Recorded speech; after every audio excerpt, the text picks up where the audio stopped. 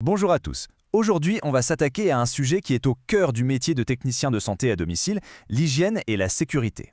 Mais attention, on va oublier les manuels et les listes de règles interminables, on va plutôt voir ça pour ce que c'est vraiment, une mission capitale pour la protection de tous. Alors, pour entrer direct dans le vif du sujet, je vous pose une question. Pensez-y une seconde. Au-delà de l'installation technique, de la maintenance, du conseil, quelle est la mission la plus essentielle de votre quotidien? La réponse n'est peut-être pas celle qu'on imagine tout de suite. Et là voilà cette mission. C'est de bâtir jour après jour une chaîne de sécurité absolument infaillible. Cette image de la chaîne, elle est hyper importante, on va la garder en tête. Pourquoi? Eh bien parce que c'est la métaphore parfaite. Si un seul maillon cède, un tout petit maillon, c'est tout l'édifice qui s'écroule. La sécurité du patient, votre propre sécurité, celle de l'entourage, tout est lié. Commençons par le commencement. L'enjeu global, évidemment, c'est la sécurité sanitaire. Quand on intervient à domicile, on n'est pas dans un environnement aseptisé comme un hôpital. On entre dans un lieu de vie avec ses propres règles, ses propres défis. Et ces défis, ils ont un nom. Ce sont des risques, souvent invisibles. Et ce sont eux, nos véritables adversaires. On parle bien sûr des contaminations croisées, ce petit micro-organisme qui passe d'un objet à l'autre sans qu'on s'en rende compte.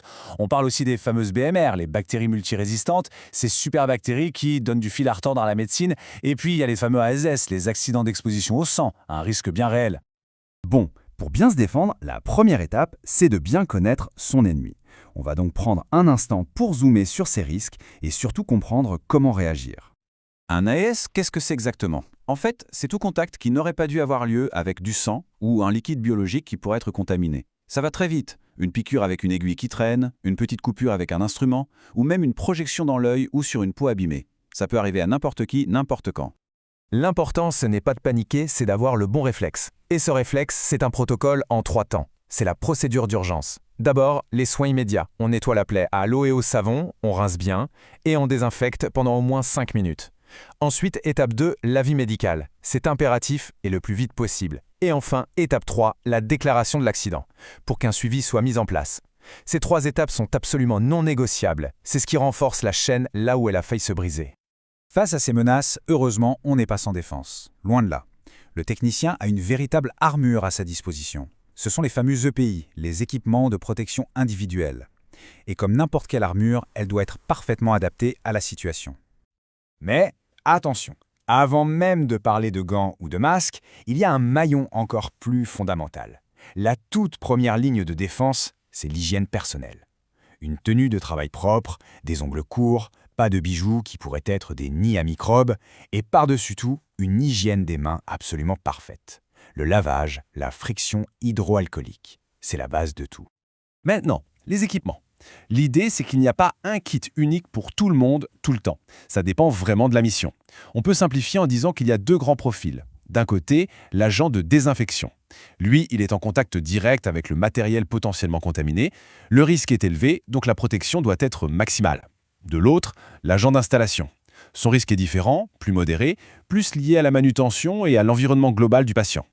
Et ça se voit très bien ici. Regardez, pour l'agent de désinfection, on est sur l'armure complète. La surblouse, les gants spécifiques, les lunettes de protection. Chaque élément est une barrière.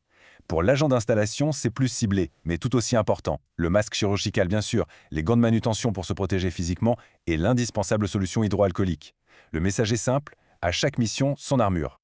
Jusqu'ici, on a beaucoup parlé de se protéger. Maintenant, passons à l'étape supérieure. Comment on attaque le problème à la source? Comment on devient proactif pour empêcher la contamination de se propager? Bref, comment on brise la chaîne d'infection? Cette phrase résume tout. Une infection, pour se développer, a besoin d'une chaîne, un réservoir de microbes, un mode de transmission et une porte d'entrée chez une personne. C'est ça, la chaîne épidémiologique. Et la bonne nouvelle, c'est qu'il suffit de casser un seul de ces maillons, par exemple la transmission grâce à une bonne désinfection, pour que tout s'arrête. C'est aussi simple et puissant que ça. Alors, concrètement sur le matériel, comment on la brise cette fameuse chaîne? Avec un processus en 3 temps qui est obligatoire. D'abord, la prédésinfection. Ça se fait tout de suite, dès la récupération du matériel, pour faire baisser la contamination et protéger le technicien. Ensuite, le nettoyage. Là, on enlève tout ce qui est visible, la saleté, les souillures. C'est crucial, parce que si ce n'est pas propre, la désinfection ne marchera pas bien. Et enfin, la désinfection qui vient finir le travail en éliminant les micro-organismes. Aucune de ces étapes ne peut être sautée. On arrive maintenant au cœur du réacteur. Le lieu où cette chaîne de sécurité est la plus maîtrisée, la plus technique, la salle de désinfection. Et elle est gouvernée par un principe fondamental. Ce principe, c'est la marche en avant. L'idée est d'une logique implacable. Le matériel suit un parcours à sens unique. Il entre sale d'un côté de la pièce, il passe par toutes les étapes de nettoyage et de désinfection, et il ressort propre de l'autre côté. Et le point crucial, c'est qu'il ne peut jamais revenir en arrière ou croiser un autre appareil qui est encore sale. C'est la garantie ultime contre la contamination croisée. Ce circuit, on le voit parfaitement sur ce schéma. Imaginez le parcours. Le matériel arrive en zone A, la zone de réception, sale. Il passe ensuite en zone de nettoyage B. Et là, il franchit une sorte de frontière pour arriver dans la zone propre. Il y sera désinfecté, puis contrôlé, conditionné en zone D, avant d'être stocké en zone E, prêt pour une nouvelle utilisation. Ce flux, du sale vers le propre, sans retour possible, c'est la clé de tout le système. Et pour que ça marche, évidemment, la salle elle-même doit respecter des règles d'or. La séparation entre la zone sale et la zone propre doit être hyper stricte, c'est non négociable. On doit aussi éliminer tout ce qui pourrait cacher des microbes, comme le bois ou le carton. Bien sûr, le local doit être impeccable. Et surtout, la règle d'or, tout ce qui est fait doit être tracé, enregistré. On arrive au dernier maillon, celui qui vient tout verrouiller, la traçabilité. Chaque appareil nettoyé est étiqueté, chaque étape est consignée. C'est bien plus que de la paperasse, c'est la preuve, la garantie que tout le processus a été respecté à la lettre. C'est le saut final sur la chaîne de sécurité qui dit « Ce matériel est sûr, il peut repartir chez un nouveau patient ». Ça boucle la boucle. Si on devait résumer tout ça en une seule idée, ce serait celle-ci. L'hygiène, la sécurité, ce n'est pas juste une liste de choses à faire, une corvée, c'est une culture.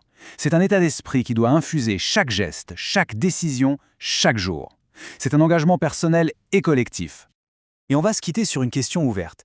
Aujourd'hui, on parle de plus en plus de télémédecine, de suivi à distance. Alors comment est-ce que cette chaîne de sécurité, qui est très ancrée dans le physique, dans le matériel, va devoir s'adapter? Les outils vont sans doute changer, mais une chose est sûre, ce principe de chaîne où chaque maillon est vital restera, lui, au cœur de la mission. Merci beaucoup.